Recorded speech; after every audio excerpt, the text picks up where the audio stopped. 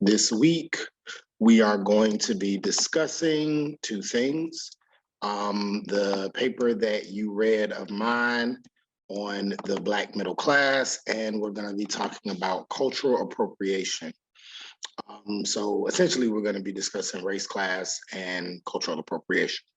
So first, I'm going to start with the paper, the chapter that you were supposed to read, the book chapter that was uploaded. Um, Black people have money now, so why are they still complaining? Exploring the fragility of the Black middle class. This was a book chapter that I wrote, and it looks at this idea of class, particularly within the race. Now, we've talked about that in kind of a more implied way, but we haven't really explicitly discussed the Black middle class or the Asian working class or the Latino poor or the Native American rich, or anything like that. So with this, we're gonna explicitly talk about the Black middle class, and the Black middle class, and even the middle class of any minority group. There is a specific line of literature that deals with that helps us understand how nuanced racialized experiences can be in the United States.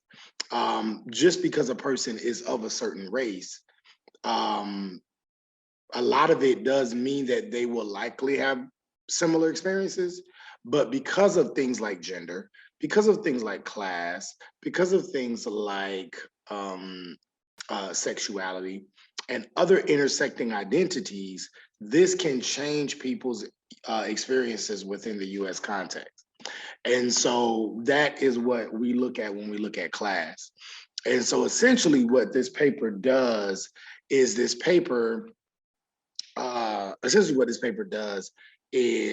it helps us understand the complexities of the Black middle class, how the Black middle class came to be, particularly in the 20th century, but then it also looks at the differences between the Black middle class and the white middle class, and then also looks at some of the disparities that still exist even within this privileged population. So it looks at some of these misconceptions. It starts with some of these misconceptions about the Black middle class, looking at the fact that if Black people are at this middle class, upper middle class position, then this must mean that racism no longer exists, or you have these people that were once oppressed that now they're living like their white counterparts. This must mean that the system in America is working, right? So this must lead us to this kind of meritocratic conversation, or this kind of colorblind race conversation. And what this chapter does is this chapter complicates it by saying, no, not necessarily, because if we compare the Black middle class to the Black poor, then obviously there's a level of privilege there. If you were compared the Black middle class to the white middle class, you will see some huge wealth disparities, you will see some huge income disparities, and you will see some huge differences in the level in the middle class experience that can exist for Black people and for white people. So that's what we're going to talk about. And then we're going to ease out of that, and then we're going to go into this notion of cultural appropriation. So yeah, let's get started. So if we go to the first slide, Black people have money now, so why are they still complaining? Exploring the fragility of the Black middle class. The first thing that I want to do is talk a little bit about the history of the Black middle class. And typically, when we talk about the history of the Black middle class, you have to type in, if you're interested in this, if you want to do your own research, you have to type in or go back to what is called the Black bourgeoisie. And the Black bourgeoisie actually dates back to, or finds its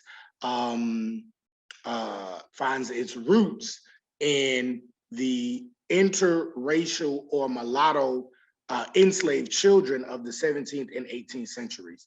So when enslaved Africans were first brought to the Americas, obviously there were, and we've talked about this before, there were situations that happened, consequences where oftentimes enslaved African women would get raped by white men, by European men, and this would lead to mulatto, what they call mulatto or mixed race children. And so these mixed race children would then be born on the plantation, and they would be a mixture of the Black African woman and the white European male.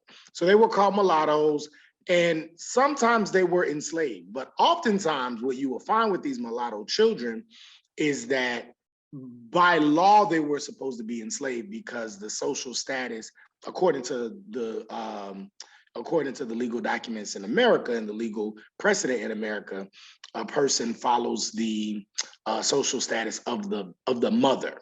And so because of that, by law, these children were supposed to be enslaved. However, oftentimes the father of the children would well, I don't want to say oftentimes, sometimes they would find it difficult to enslave their own child or have their child subject to the same cruelties as other enslaved people on the plantation.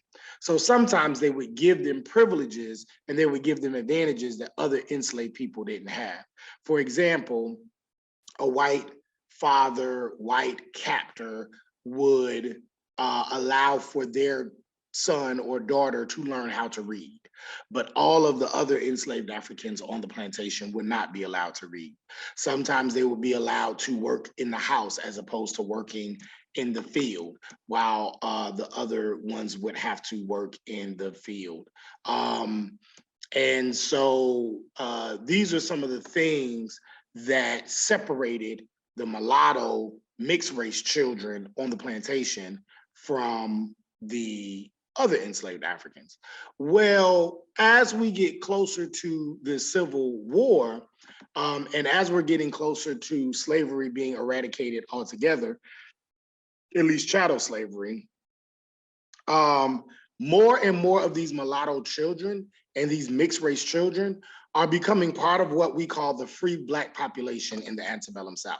So there's a very small free Black population in the antebellum South. Many of them would, a lot of them would eventually migrate to places like New Orleans, Louisiana, other places in Florida. And these would be African Americans who were able to purchase their freedom, or they were given their freedom many times because they were mulatto, because they were mixed race. And sometimes this would be done if the father was getting ready to die. And so right before he would die on his deathbed, many times he would just free all of his children. So this small free Black population started to grow in the antebellum South. And this mixed race free Black community would be very different from the enslaved ones. Sometimes they would still be poor, but many times they had a certain capital advantage. These people were allowed to buy farms. These people were allowed to own property. They were allowed to learn a trade. They were allowed to read.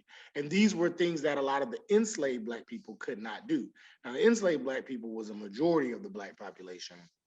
And this small free group had this small advantage that would end up being a bigger advantage later.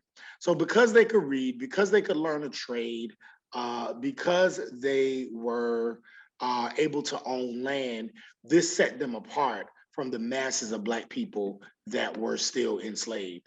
And so mixed race house enslaved people were able to gather these skills like cooking, tailoring, working in the fields, and then this would later allow them, after the Civil War and after the eradication or the emancipation of enslaved people in the United States, at least chattel slavery, after it would lead to that, these people who had these skills were able to land jobs. In fact, many times they were able to get jobs quicker than poor white people, because they had had these skills for a much longer time, and they were willing to work for a lower price. They were willing to work for a lower compensation, right? And so oftentimes they were able to parlay these skills into jobs and parlay these jobs into careers and into businesses that would then later allow for them to open their own businesses. So this is what a lot of times what would happen in the South. And then in the North, you would have these small businesses and even newspapers that would get started by Black people, free Black people, and they were able to get a head start on Black people, particularly when it came to owning land. So this small but very significant advantage over generations allowed for a group of people within the larger Black population to be known as the Black bourgeoisie. And so essentially what you would have is you would have these, essentially what you have is you would have this small Black population who would get jobs, who would have careers, who would gain money, who would save money, who would invest that money, use those investments and use that capital to then gain more money. And then when they would have children, they would be able to give their children a lot more than they had when they started. And then their children would start at a certain class advantage. Even though they were Black, they were able to start at a certain class advantage. And then that would then allow for them to get access into certain schools. And we're going to talk about the school part in a second, into certain schools, into certain social clubs, into certain parts, into certain areas of social life that would give them a head start in terms of mobility. Also, they would have a financial or an economic nest egg that was something that was not even thought of in the larger Black population. So this very small group coming out of the mixed race children, the mulattoes who had that one advantage of being able to read, being able to learn a skill, then parlaying that into a job, parlaying that into a business, using that to help set their next generation up for opportunities, would then coincide with, and if you go to the next slide, you'll see, it would then coincide with education. And so around the end of the Civil War and during Reconstruction, the United States government started something called the Freedmen's Bureau. And the Freedmen's Bureau was created to help transition these freedmen. These were enslaved Black people who are now free. They were called freedmen, to transition these freedmen from being enslaved to being part of the American population, to being part of American society. Money was set aside to provide for them so that many of them could start businesses, so that some of them can own land, so that many of them, but particularly for them to be able to get an education. And so a large part of the Freedmen's Bureau was set aside so that colleges could be built specifically for these freedmen. These colleges would be known as historically Black colleges and universities. Sometimes these are called HBCUs, right? There's one right here in Jacksonville, Florida. It's Edward Waters College. I want to say that is the first historically Black college in the state of Florida. There are other ones in the state of Florida. There's other ones all across the United States. You may know a few, you may not. But this came out of the tradition from the Freedmen's Bureau. And then you also had a few that were actually started by well-to-do Black people that just decided to start schools. Typically, they would start in the basement of churches, and then they would grow into schools and colleges and universities over the decades. And so these Black colleges began to operate shortly after the Civil War. Some of them were located in the North. Many of them started to become located in the South. Most of your historically Black colleges that are still in existence now are located in the South. And so you have a few like Tuskegee University, Fisk University, Clark Atlanta, Spelman, Morehouse, many of these historically Black colleges. And so clearly, if even at that time, in order to attend a college or university, a person had to be able to pay tuition. So more often than not, the people who were able to attend these colleges and universities and gain this level of higher education, usually these were people who were already advantaged in some way. And who were the people that I said were already advantaged during this time? These were the mixed race, the mulatto children, right? Typically, these were the ones who had already knew how to read, already had jobs, already had skills. And so they were able, if they were adults or older, they had money now to send their children to those schools, or if they were young adults, they were able to pay and go to those schools. And so essentially the historically Black college and university tradition was kind of set up, maybe not purposefully, maybe it was purposefully, who knows, was kind of set up for already privileged Black people to be able to be even more successful. So those who attended those schools acquired even more skills, got even more academic knowledge, which put them in a very distinct class, right? And so people like that would be folks like W.E.B. Du Bois, right? He would be considered part of the Black bourgeoisie. Maybe even people like Carter G. Woodson. I don't know if you know who Carter G. Woodson is, but he's considered the father of Black history, the founder of Black History Month. Definitely somebody who will be considered part of the Black bourgeoisie. Other people that were part of the Harlem Renaissance, you may know Langston Hughes, Zora Neale Hurston for sure. She was a part of the Black bourgeoisie in Florida, and many, many others. And all of these people were people who attended college, who had the money to attend college, and some of them were mixed race, right? So this will put these people in a larger class. They will be seen as leaders of their race. Some of these people would use their leadership skills and their leadership position to then be able to get into the rooms of white leaders, presidents, mayors, politicians, to be able to negotiate opportunities for Black people. And so, and then sometimes they use these opportunities for themselves and for their own individual wealth building and their own individual advancement. Another vehicle that the Black bourgeoisie often use and to achieve economic mobility and to achieve social success is Greek letter organizations. So some of you may be familiar with Greek letter organizations. There are Black Greek letter organizations, then there are your mainstream or white Greek letter organizations, and they tend to function differently in some ways. Some ways they're the same, and then some ways they tend to function differently, different traditions.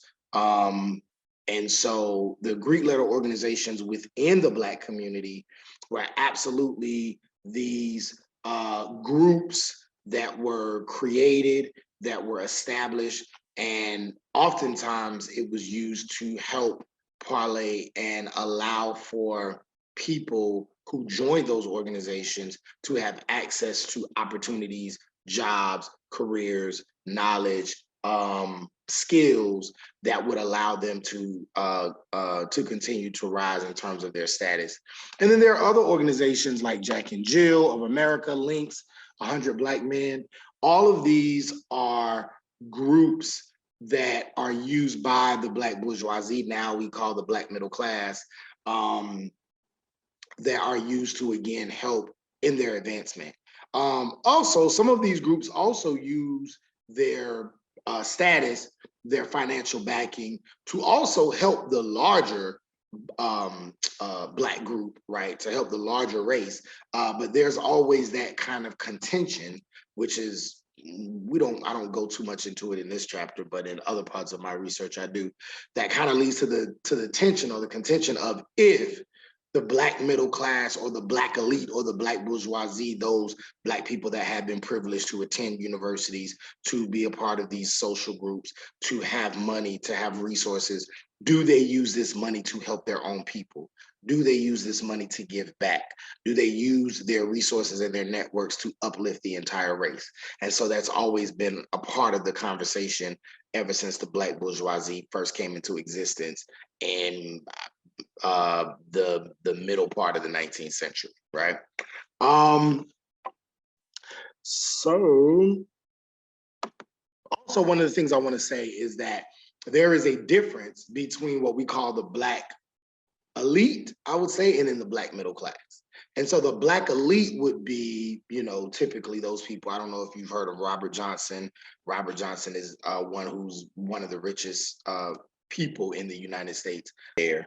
And he would be considered the Black elite, right? People like Oprah Winfrey, people like Barack Obama, who, even though he's not a billionaire, Barack Obama is elite because of the fact that he's a former president. So people who hold a certain Black people who are part of that kind of 1% that have a lot of money or a lot of control or a lot of pull, a lot of networks, and are able to use that to negotiate power, typically is considered the Black elite. And then you have like the upper Black middle class or the Black upper class, right? Or the upper class would be those very, very rich, usually millionaires, Black folks. And then you have like the middle class. So the Black middle class would be your doctors, your lawyers, your CEOs, professionals who, may or make money in the millions, but probably well into the six figures. This would be like your Black middle class, right? But then there are these kind of groups within class, and we're not going to go all deep into that, right? This is kind of like a general discussion, and we're not going to go too deep, but maybe in another race class we would. In a social stratification class I would, which is where I pull some of this information from, but we're not going to go too deep into that right now. So when we talk about class, we're talking about it when we talk about the Black middle class, we're talking about a very broad group. But in other parts of the research, it does get broken down and separated and fragmented into even smaller groups. So when we talk about the Black middle class, we are talking about people, ranging from maybe six figures or a comfortable salary, all the way to, maybe in the lower part of the millions, right? And then also people who have a certain educational level, or who have certain networks, or are able to move in certain circles, which is kind of, take all of those people and, into this larger conglomerate of the Black middle class. So the next section, the next slide, it's called Black equals poverty. So even though, oh, wait a minute. Oh, yeah, this is what I'm supposed to be. So for a long time, Blackness was synonymous with poverty. And the reason why was because the masses of Black people in the United States were people who were impoverished, right? If you talk about during Jim Crow, if you talk about the early part of the 20th century, this idea of a large Black middle class did not exist. It was about 10% maybe of the population, of the Black population. W.E.B. Du Bois called them the talented 10th, where he said basically the 10% of the people who were able to go to college, able to get jobs, able to have their own businesses, these were the intellectual leaders of the Black community, and they would then be used to help lead Black people all together into freedom and into equality in the United States. And so if 10% are of the talented 10th, then obviously there's 90% who are more so working class and poor. So generally, Blackness was kind of synonymous with poverty during the early part of the 20th century. But as you go closer to the middle part of the 20th century, and as the civil rights, as there is becoming an environment for which the civil rights movement can blossom, you start to see more and more Black people having opportunities and finding ways to make money and own businesses and become successful. So it's growing gradually from the early part of the 20th century till about 1930, 1940, maybe even 1950. You actually start to see more and more middle-class Black people, even to the point where by the time you get to Dr. King being born, Dr. King being in his 20s, shortly before the Brown v. Board of Education case, he's actually attending a church, or he's pastoring a church that is predominantly Black middle class, predominantly teachers and lawyers and doctors and educators and professionals in what part of Alabama was that? Mobile, was it Mobile? Montgomery, Alabama, right? So more and more Black people are starting to become middle class. They have their own sections of the city. They have their own churches. And so That is what's happening. Again, once the civil rights movement kicked off, and I think we've talked about this before, the civil rights movement began to open doors and push for a lot of opportunities for Black people. It was kind of couched for all Black people. And so you have the 64 Civil Rights Act, you have the 65 Voting Rights Act, you have the 68 Fair Housing Act, you have the 69 Poor People's Campaign, you have the War on Poverty, you have the creation of welfare, you have, well, actually the welfare program was started with the Great Depression, but you have Head Start programs that happened during that time. So the civil rights movement opened up a lot of opportunities, right? So that Black people did not just have to go to historically Black colleges and universities to attend school. Now they have the opportunity to go to a Harvard, a Yale, a Princeton, a Columbia, USC, UNF, University of Florida. Now they have these opportunities largely because of the civil rights movement. So the civil rights movement opened doors for Black people in terms of education, in terms of housing. Now Black people are able to move into neighborhoods that were predominantly white and are now and now they're able to move into these areas, buy these homes, and then able to sell these homes at a ridiculous, profit. What a lot of people don't understand, though, is that these opportunities for Black people, most of them did not trickle down to the Black working class and the Black poor.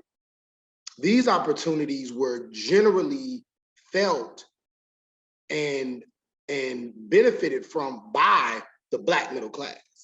People who already had money, all they needed was the opportunity. All they needed was the Jim Crow laws to come down so that they can actually capitalize on it. But if you were poor, it doesn't matter if the Jim Crow laws exist or not. It doesn't matter if it's a white only sign or not. I can't afford to go I can't afford to eat there. I can't afford to go in the neighborhood anyway. Even if you take the white only sign down and you allow for Black people to go to Harvard, I can't afford the tuition, so I can't go. So poor and working class people still really didn't benefit much from what was happening with the civil rights movement. Maybe a little bit, but nowhere near as much as the Black middle class. However, the Black middle class were now able to take these opportunities, go to these Ivy League schools, go to these predominantly white institutions, get these jobs, move into these neighborhoods, and now the Black middle class has grown even more. And so now the Black middle class makes up about a quarter of the Black population, right?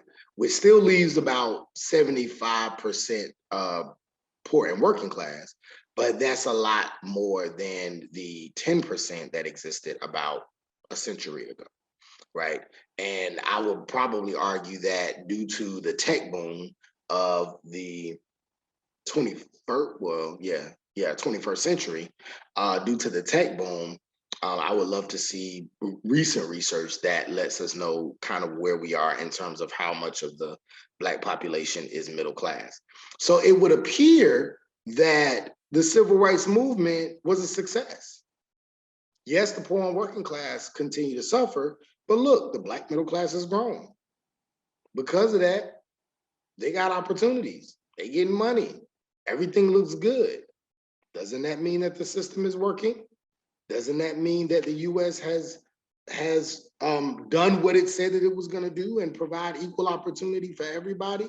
Or at least we made a lot of advancement, because look at all these Black people who are on TV and who are now your professors and your doctors and your lawyers and your teachers and your businessmen and your politicians. They're everywhere. So why are we marching? Why are we complaining? What's going on? What is the problem? You all are everywhere. And so that's where we go into taking a deeper dive and taking a deeper look into what we mean when we talk about the Black middle class, particularly in its relationship to the white middle class.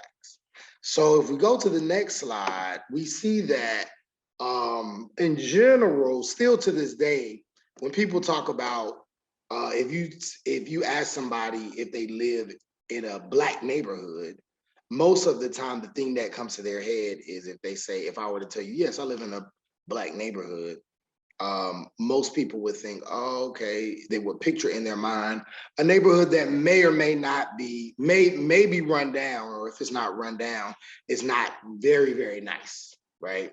Not as nice as a white neighborhood.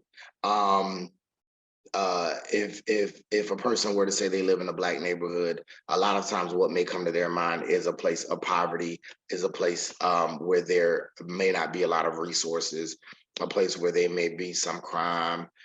There's something that comes to mind, right? In general, it's not to say that all Black people live in these areas, but in order for a Black person to not experience that, the idea is that they have to be around white people or live in a white neighborhood. And so this idea that Blackness in general equals poverty, and if somebody were to say that they were middle class, a person will automatically think, oh, this person must be white, or this person can be a person of color who has adopted white ideas and a white way of thinking and a white way of behaving. So there is still this notion that Blackness is equal to poverty and middle classness is equal to whiteness.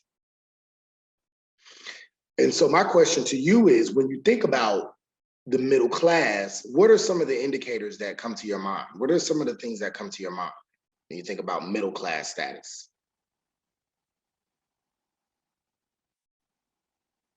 And you can pause the video here if you need to.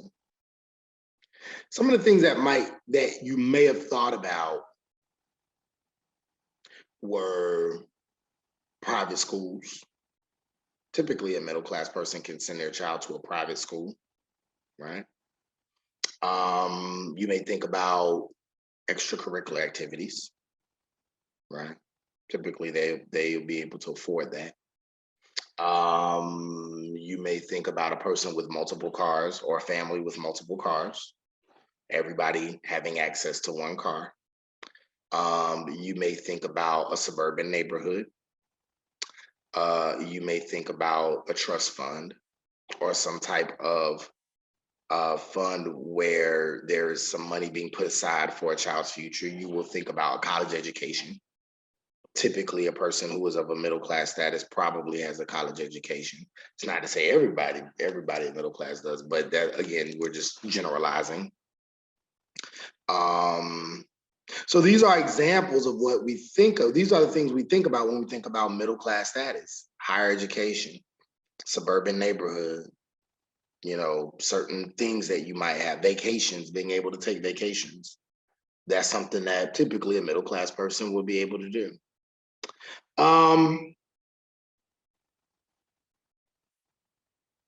So then what is the example of the black middle class? What does that look like? And so I want you to click on this link and I want you to watch this and then come back.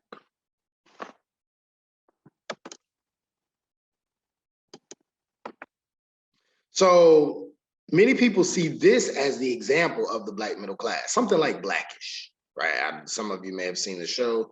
Some of you may have seen clips of it if you've ever watched it, but it's a popular show on ABC. And many people would say, yeah, this is a black middle class family. The father is an executive in marketing. The mother is a doctor. I think she's an anesthesiologist or something, but she's a doctor, right? So clearly they make a lot of money, are able to afford a big house in California. In this clip, they are on vacation. They're making jokes about what they're about to do with their money and eating at a fancy restaurant and all kinds of things, right? They have multiple kids. And if you've ever watched the show, obviously there's tests and trials and different things that happen, but never have I ever seen an episode where money was an issue, right? Never was money an issue. So Many people see this as an example of the Black middle class, right? Or if you're a little older, maybe like the Cosby Show or something, right? And also both of the parents attended college. The father attended a historically Black college and the mother attended a predominantly white college. And at one point, the Black middle class was a reflection of the American middle class. At one point, you could look at the Black middle class and say, okay, they look like the white middle class. They kind of live the same lives, maybe it's similar. Maybe there is going to be some level of equality, at least among the middle class of Black and white people. So if at one point they were headed towards being on the same level, then what happened? Let's go to the next slide. And I want you to click that link. So then what happened?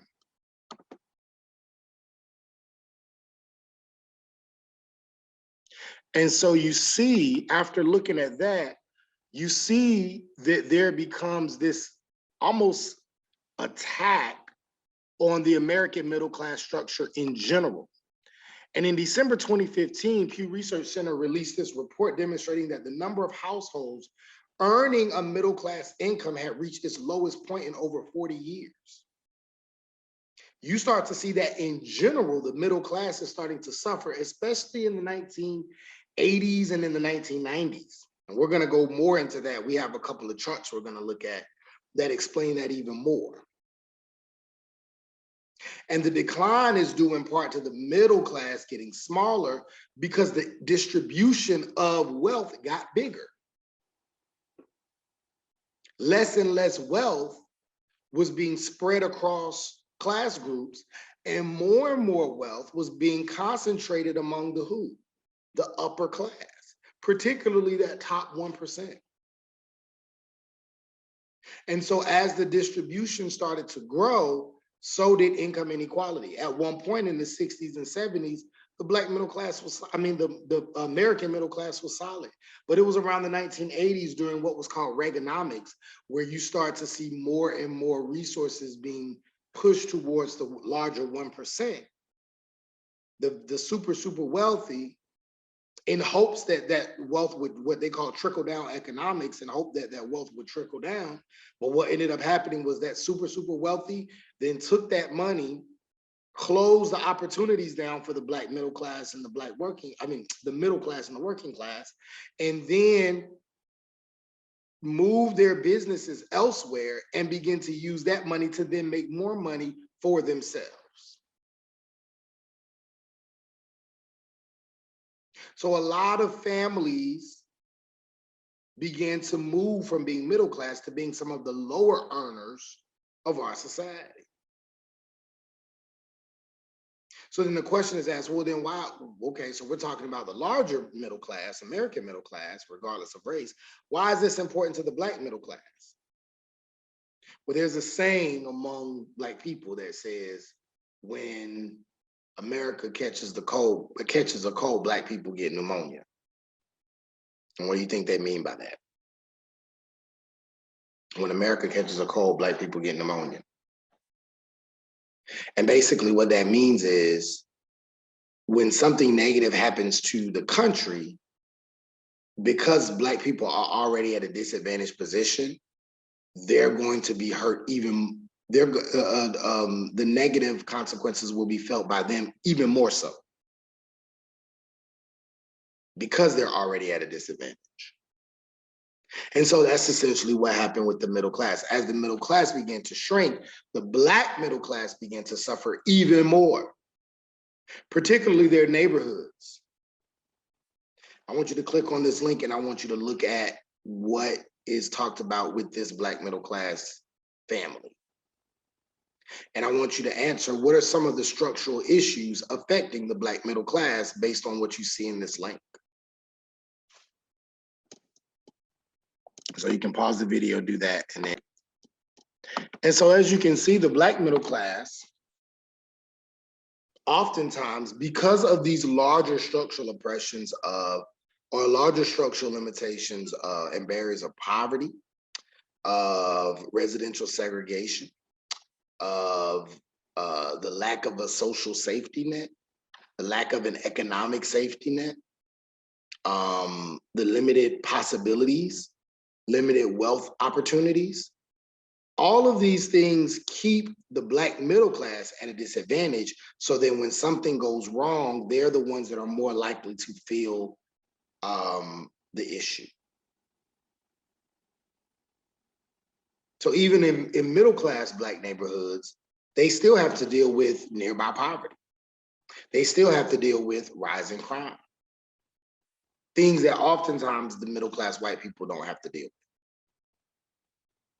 And so if we go to the next slide, we start to see that there are these different identities that the Black middle class have. One is this public identity, where middle class Black people do not shield Black people from being middle class, does not shield Black people from being discriminated against. Middle class Black people are still denied service, harassed by the police, accosted while shopping. And that's one thing that you read in my book chapter. This is something that middle class white people don't often have to deal with, usually because they're already assumed to be middle class. They're already treated as if they have economic opportunities. And so these public identities means that for African-American middle class people, even though they may look the part,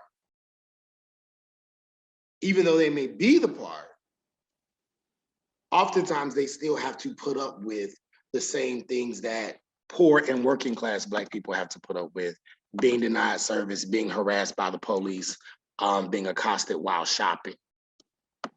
And so even if we go to Black Lives Matter, even if we go to the history of Black Lives Matter and the history, or at least the recent history of Black men and women being hurt or killed by the police, by law enforcement, many of these things happen in predominantly middle-class neighborhoods. Trayvon Martin came from a fairly middle-class family. His dad lived in a very nice neighborhood in Sanford, Florida. All right. And that's where he was murdered. I think his name was Jonathan Edwards. He was a football player for Florida A&M University. So I imagine if he went to college, parents could maybe came from a good family. Not a good family, but a middle-class family. He was shot because he was asking for help because he got in a car accident and it was late. And some people shot him. And these aren't the only examples. There are many, many others. Many, many others. Unfortunately, a large number of these do happen to more so poor and working class Black people, but being middle class does not shield a person from being killed. Now, sometimes it can also not shield them from being discriminated against. And if you read the chapter, what were some of the examples that I gave? One example was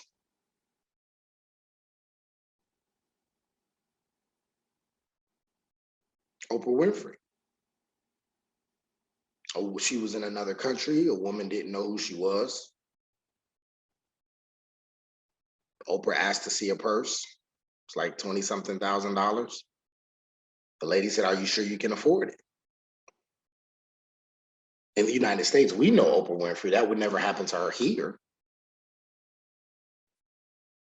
But she was treated as if she could not afford something that clearly she can.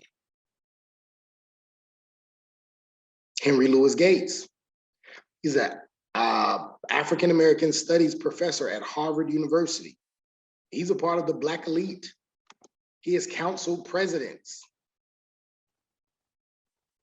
And not just the Black one. He is one of the leading scholars on American history in the country. And he was accused of breaking in his own home because the people in his neighborhood in Boston didn't think he lived there. And the police arrested him, even when he showed them his Harvard ID and showed them that he was who he said he was. Still arrested him.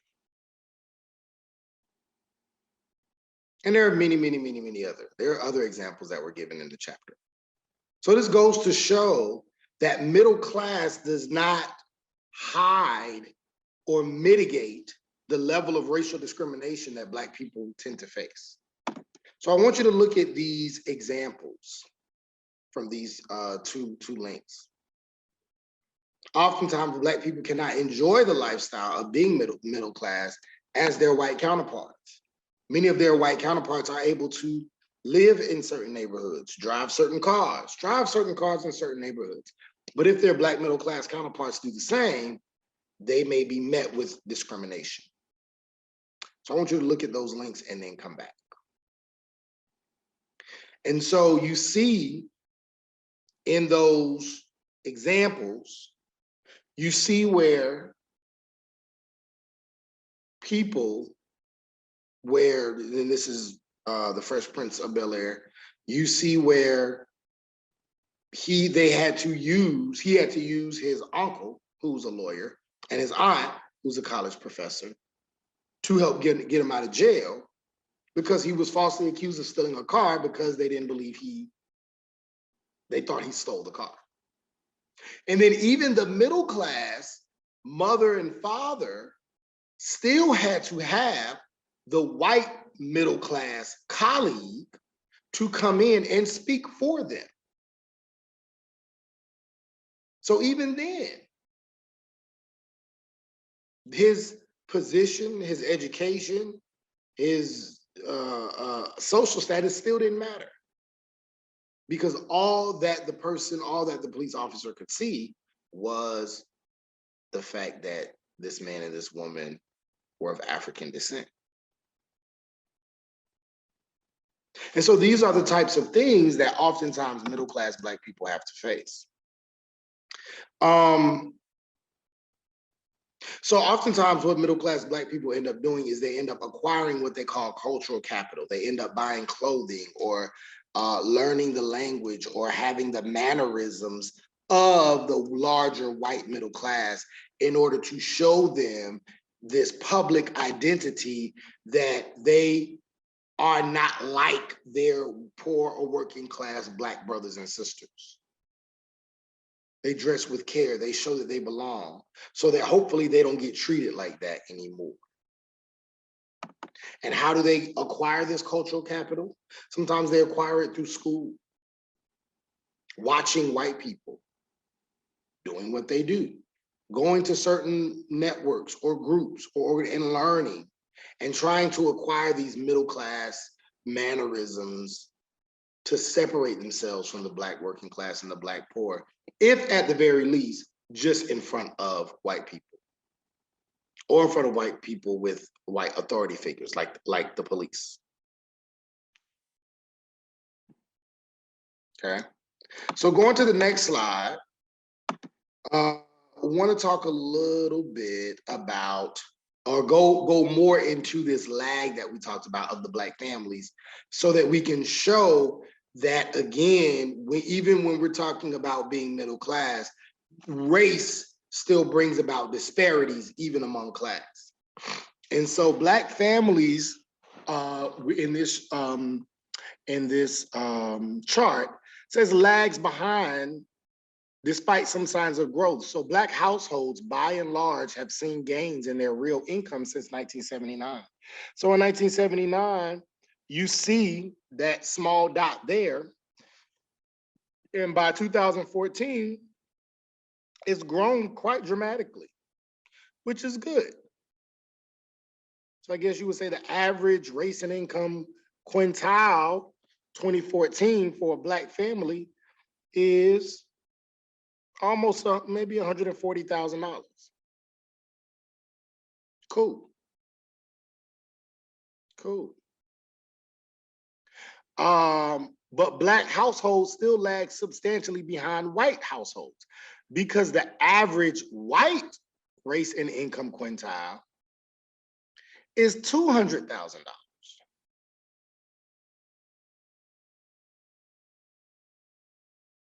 In fact, Black families in 2014, if we look at where the dots are located, the mean income for the top Black quintile in 2014 is almost the same as the average income for white folks in 1979, before I was born.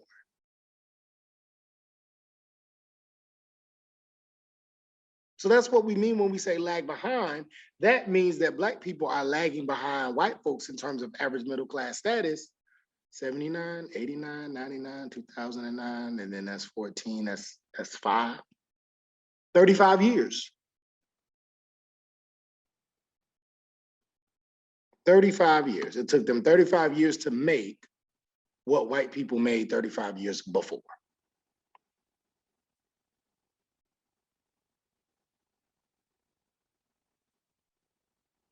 So again, if you just look at race and class, it may look like there's progress. But if you compare it to other racial groups in class, not so much.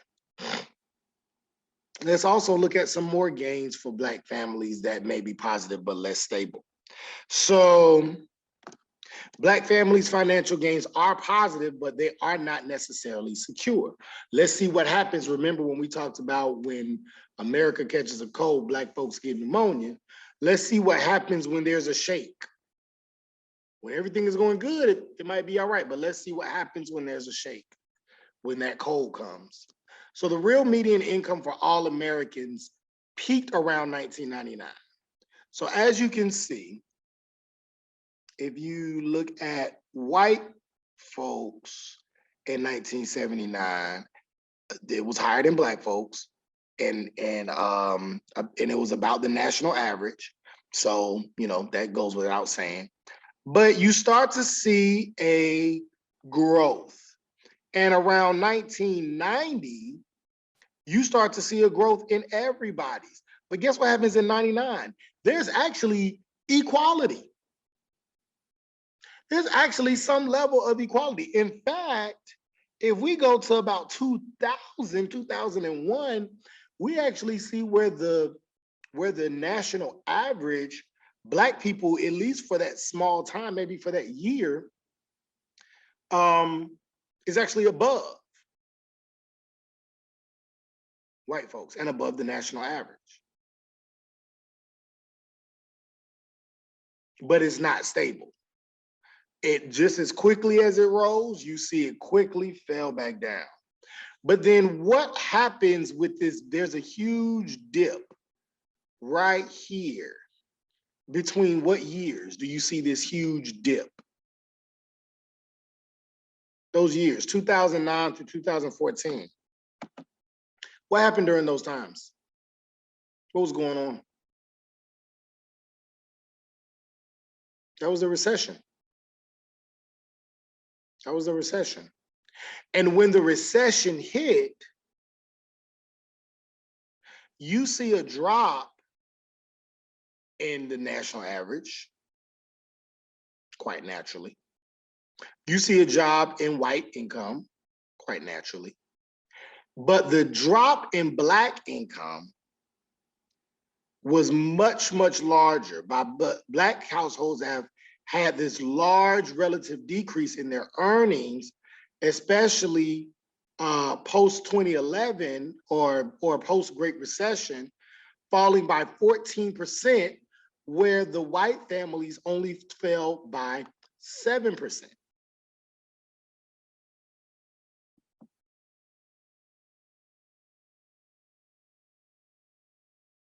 Okay, let's look at another chart.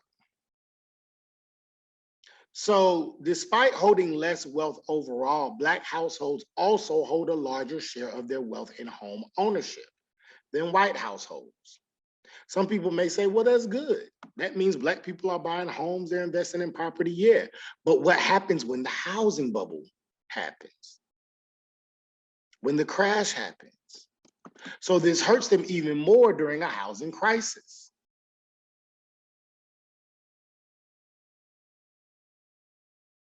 Let's also look at this other chart. Black families are more likely to give or lend larger shares of money to relatives. So some people say, well, how come is it that Black people can have all of this income, but can never seem to get the wealth gap? Are they not saving money? Are they spending it on Jordans and rims? No. There's so many reasons, so many structural reasons as to why this occurs. But the one that we're looking at here is the fact that oftentimes middle-class Black people are the ones in their family that everybody goes to for financial support, as opposed to middle-class white people who oftentimes come from middle-class white mothers and fathers, or they have middle-class white grandmothers and grandfathers. So they're not the ones that are oftentimes being financially responsible for the whole family. Because the family has money and the family is established, you don't need to borrow money from them. So all their money they can keep and grow and pass on to their kids. But oftentimes with middle-class Black parents and children and families, they're giving money to their mothers, they're giving money to their fathers, they're taking care of a brother or a sister or an aunt or an uncle or somebody. And then taking the little bit they have left for themselves and then a tiny bit that they can and passing it forward to their children. But with white middle-class families, because they don't have to take care of all those families in the back, they can keep a good portion of their money and save it and invest it and then pass a large sum to their children. So again, we're talking about structural issues like familial poverty that is more likely to negatively affect Black families over white families. So in conclusion to this part, perhaps even worse, a quarter of Black children will make less than 80% of what their parents did. Now, to be fair, they did say that other research has shown that the numbers won't be as high for white children, but they say that this is the first generation that will more than likely make less than what their parents made. Because generally, you're supposed to be doing better. So you're supposed to do better than how your parents did. So but the percentages are much larger for Black people. And so these racial differences in mobility are largely affected by childhood test scores, gaps in test scores, that say less about innate abilities, but more about the differences in the quality of schooling. So we have to look at education as a means, quality, equal education as a means to help dealing with these issues. And so essentially the solution is that America needs a healthy and thriving middle class to support its economy. And then large portions of the middle class, by not thriving, actually are struggling to keep the pace, just to hold on. And so policies and practices must be supported that allow for the Black middle class to hold on to the gains and prosperities of the larger American middle class. Having those things specifically, and some of those were created like policies that supported historically Black colleges and universities, policies that allow for first-time homeowners to get tax credits.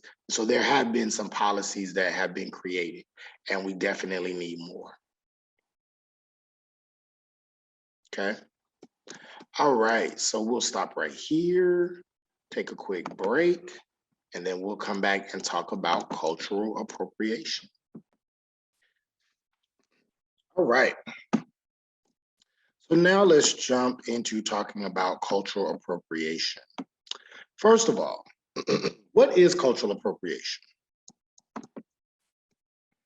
When you think about that term, what is cultural appropriation? And what is the difference between cultural appropriation and admiration or acknowledgement? All right, so Let's look at a few examples of this idea of cultural appropriation before we get into what it is and a larger discussion about it. So what we see here is we see this white woman, and she white, I guess, presenting, and she is dressed in Native American garb. There's a Native American headdress on that she's wearing. There's this other example of what I assume to be Katy Perry, and she is dressed in some Asian um, um, wear, right? And then we have these people who are dressed in, it looks like they're white people, but they are dressed in, they have on an Afro wig, and they have on black paint on their faces, and they also have on some African wear. And so we see these examples. We also see an example, I think it's either Beyonce or Sierra, a black woman, that is actually wearing some kind of outfit that is looks like to be maybe of Indian, maybe Indian inspired or something of that nature. And then there is this cartoon of these white women that are wearing braids, or sometimes called cornrows. And so a person might ask, well, when is it cultural appropriation? And then when is it admiration or acknowledgement? Some people may say that this white woman wearing this Native American headdress, or Katy Perry dressing in an Asian wear, is appropriation.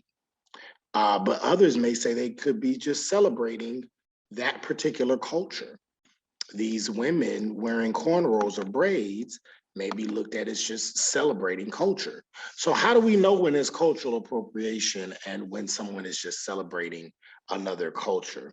Especially when we also see people who are minorities are doing this with other minority cultures.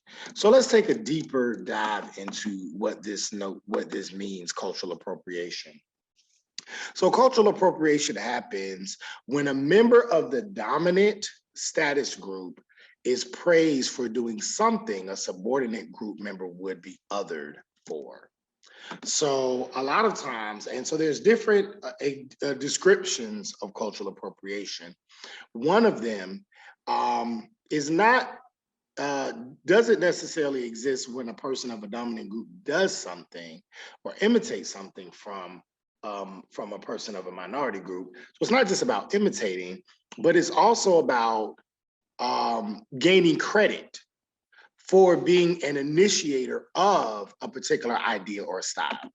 So when a member of the dominant group is praised for doing something that the person of the minority group would be seen as being othered for, that's the problem. So for example, if we go back to the previous slide and we see these white women with the cornrows or the braids, that would be an example of cultural appropriation, because historically, Black women who have worn braids or cornrows have been told that their hairstyle is not intact. It's not professional.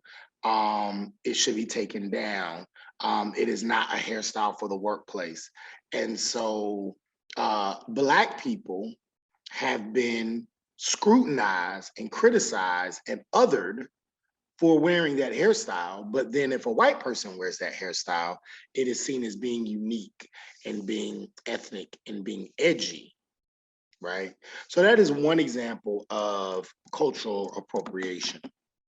And when we say othering, what we're saying is when a subordinate group is seen as being culturally or intellectually inferior, right? So saying that whatever their cultural style is less than the cultural style of the dominant group, or saying that they're intellectually inferior is to say that their mindset or their ideas is seen as less than the ideas or the mindset of the larger group. And so that's what we mean when we say being other.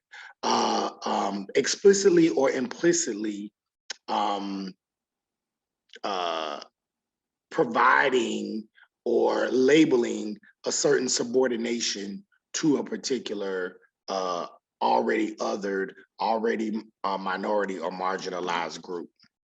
Cultural appropriation also happens when members of the dominant group are given credit for something they did not create. And so some people have looked at the wearing of the braids. We're still using that example from the previous slide, the wearing of the braids and saying, oh, this is a new style. And so when someone says, oh, this is a new style, then that gives them credit for creating the style. When braids and Black people wearing braids and African people doing braids in each other's hair dates back centuries, dates all the way back to Africa prior to the slave trade. And so cultural appropriation happens when something that a minority group has done for centuries and centuries or years or decades is not seen as valuable, but then a white person or a white group does that same thing and they're seen as being the progenitors, right? And so that's what we mean when we say cultural appropriation. That's another way in which cultural appropriation happens. Okay, and then also when individuals dress up as cultures, not their own, and exaggerate features of another's culture, which can be offensive. So for example, if we look at this example of the Black people or the white people wearing the blackface with the afros, afro wigs, some people may say, well, maybe they're just supporting or acknowledging Black culture. But there's this exaggeration of the lips, there's this exaggeration of the smile, there's this exaggeration of the afro wig that does not appear to be something that people of African descent, particularly African Americans, look at as being something that is celebrated, but it actually looks like a caricature. It looks like they are making fun of African Americans by wearing what they're wearing. You also have this white woman who's wearing this Native American headdress. And so you have this kind of overly large headdress that is being worn by this woman. And it can be looked at as cultural appropriation because in actual Native American culture, in order for someone to wear that particular headdress, oftentimes they would have had to go through a series of steps. They would have had to go through some type of maturation process. They would have to reach a certain age or perform a certain task or have a certain level of skills to be a leader in order to wear what this woman decided to wear just because she wanted to look a certain way. And so there's just kind of a lack of respect for what took place in order to be able to wear that headdress. It's very similar to if a person joins a fraternity or a sorority. You typically have to go through a certain process, whether it be a hazing process, not physically, hopefully there's no physical hazing, but there's a process, there's a learning curve, there are things that you have to go through in order to be able to wear those letters, join that organization, represent those symbols. And if someone were to just put those symbols on or wear those colors with those symbols or wear those letters, then that would be seen as a sign of disrespect because those people did not go through the process in order to have the privilege of wearing that.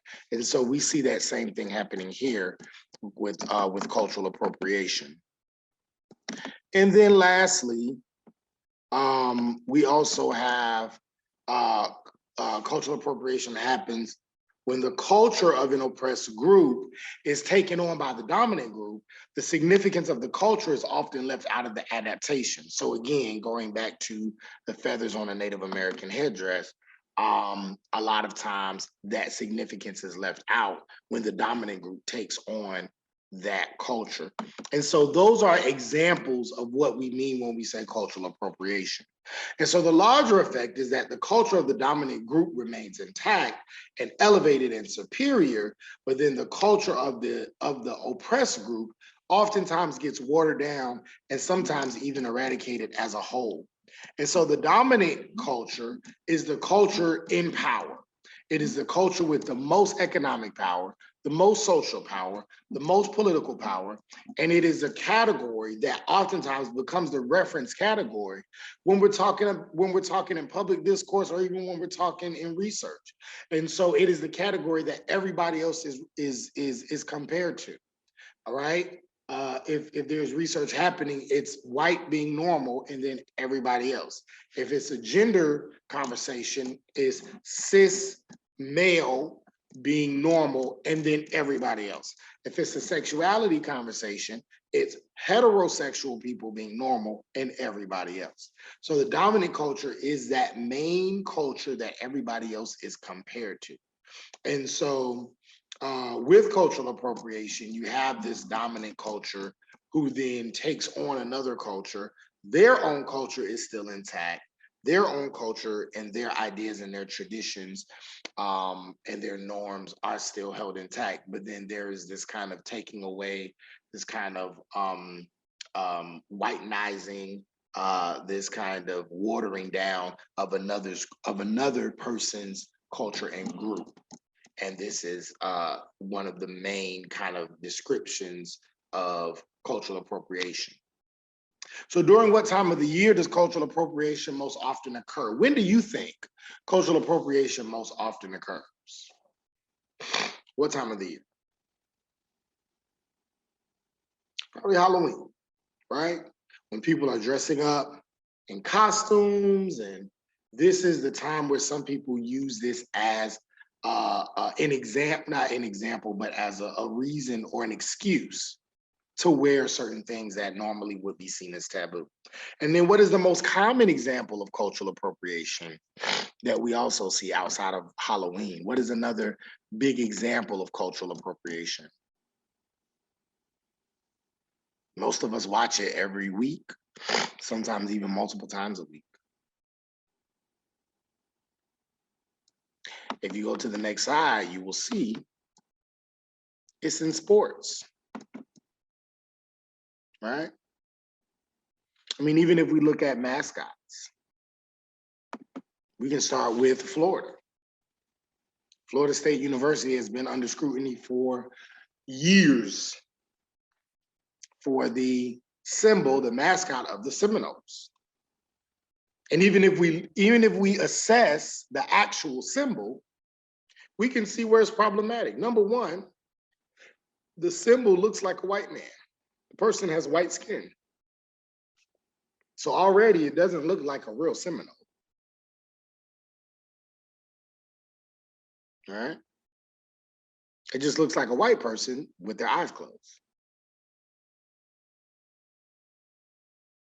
Number two, this symbol has been used on a university that is majority white, that has been put in place to help advance white people and white privilege. And very little opportunities have been available for Native American people. Because of the protests, though, and not just the protests by Native Americans, because that's one of the issues, is that because there's so few of them left, oftentimes they don't have as much of a say in the market to economically boycott a place. Oftentimes they don't have that much of a say in media to make enough noise to bring attention to something. And so usually Native Americans have to tag along or have to unify with other minority groups so that they can get their voices and their grievances out. Generally, what you'll find is Black folks, especially because Black people and Native Americans have a long history of coalescing, right? Of working together. So now there has been money set aside for Native American people in scholarships for Native American people to attend Florida State University. But that I don't know how much money, maybe a few $100,000, maybe a few million, is nothing compared to the billions of dollars that the university has made, largely off of this symbol or connected to this symbol. Same thing with the Cleveland Indians. If we look at this mascot, it's extremely racist because Native Americans have been seen as red men, and this man is very red, extremely red, with this large smile on his face, right? With the feather in his head. It just looks like a very costumey caricature, an exaggerated version of a Native American. And then the term Indian is already problematic because these people were not Indian. These people did not come from India. That is where Christopher Columbus thought they came from. So that is another example of why this is problematic. Then we see the Land O'Lakes butter. You have this woman who really looks white, but dressed in Native American attire, and she is in this humbling, subservient position, serving the people butter. So there's this kind of race conversation as well as a gender conversation around not only Native American people, but Native American women, and how in the eyes of white culture, they are these infantile, subservient people. Right? So these are just examples. And so let's go to what we call cultural hegemony.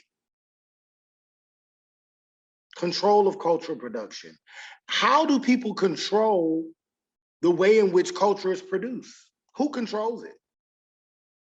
Typically, it's controlled by the dominant culture, and the dominant culture controls these. The dominant culture controls the production of other people's culture in three ways. Number one, media. Whoever controls media helps to control culture. Number two, entertainment companies. And number three, sports teams. And these are the way in which the production of culture continues to stay largely within the control of white people. And so Patricia Hill Collins argues that these are what she calls in Black Feminist Thought. In her book, Black Feminist Thought, Patricia Hill Collins is a sociologist and a scholar and a theoretician. She says that these controlling images are designed to make racism and sexism and poverty and other forms of social injustice appear to be natural, normal, and inevitable parts of everyday life. So these controlling images are created by those who own the conduits of cultural production to continue to perpetuate and reinforce racist, sexist ideas. It is also done to make these racist and sexist ideas appear to be normal ways of thinking and normal ways of life. And so these things must be challenged and must be assessed and not allowed to continue as if it's okay. Not allowed to continue as if it's natural, because the naturalizing of these controlling images is what then leads people to carry out violent acts based on preconceived notions about a particular people. It happened we talked about it happened in the Holocaust. It happened in 20th century, early 20th century with Black folks in the Ku Klux Klan. And it continues to happen today. And it's absolutely happened with mass incarceration. Throw out images of the people that you're looking to oppress, throw out negative images of them, and get the people to continue to see those oppressed people in that light. So let's look at page 300. This is the last slide before your assignment. So let's look at page 300. So three strategies that you can use to examine the existence of appropriation. Number one, first, assess. So ask yourself if you would be offending a culture by your actions. Most individuals are aware of their own culture, race, or ethnicity. So first, ask yourself, am I gonna offend somebody if I do this? And if you gotta ask yourself that question, you probably just should err on the side of caution and not do it. That's what I would say. Okay. But ask yourself, would you be offending a culture by your actions? And maybe even ask a few people from that culture if you have access to them. And then also, that doesn't necessarily totally absolve you from it anyway, because just because it may not offend a few people from that culture doesn't necessarily mean it won't offend other people. So again, usually if you have to ask that question, you probably shouldn't do it. Consider your social location. Becoming more aware of your own privilege will help you be more socially responsible. The more you have conversations around privilege, around racial privilege and gender privilege and class privilege and sexuality privilege, the better you can begin to understand what is right and wrong when we talk about taking on other people's cultures and identities. We have the right to express ourselves, yes, individually, but we also have a moral and ethical right to be aware that certain things should not be done if it will offend another group. And then lastly, recognize and acknowledge if the culture is not yours, it is not your place to make a claim that you are appreciating the culture or the members of the culture. So some people may say, well, this isn't cultural appropriation. I didn't mean anything by it. But it doesn't matter. If it's not your culture, you can't say whether it was appropriation or not. If the people who you are mimicking says it's appropriation, then that's what it is. So it's very important that we assess, that we consider our social location, and that we recognize and acknowledge that the people who this culture belongs to has the say. And then when your culture comes around, you have the say. So if we look at Bruno Mars, this kind of conversation around Bruno Mars, some people have said that Bruno Mars is an example of cultural appropriation because of his music. His music sounds, for lack of a better term, Black, right? And he does not deny that. He does not deny that he has been inspired by a lot of Black music from the 1970s and 1980s. And he gives a lot of, he is sure to make sure he says that in interviews. At the same time, though, he's made a lot of money off of sounding like a lot of old Black musicians and old Black bands. So some people say, well, he's just a musician. He's an artist and he likes certain type of music and he does it. And he's not lying and saying that he's making it up. He's saying, yes, a lot of this comes from that idea, and then he'll add his own spin to it, which artists do all the time. So some people say it's not a big deal, that they don't think he's appropriating. Other people say he absolutely is, because a lot of it sounds exactly like what has been played before. There's not much of a difference. He doesn't add his own originality or original style to it. And he makes so much money, wherein those people who he's mimicking did not make as much money as him, were not as successful, even though he's doing their exact same music. And both groups have a point. So I would be interested to know what you think. If you think Bruno Mars is cultural appropriation or not. Okay. All right. Well, I hope you have enjoyed this lecture. I hope you have enjoyed these topics. I hope you've learned a lot. If you have any questions, feel free to reach out to me during my office hours. Look forward to seeing you. Have a great day, great week, great weekend.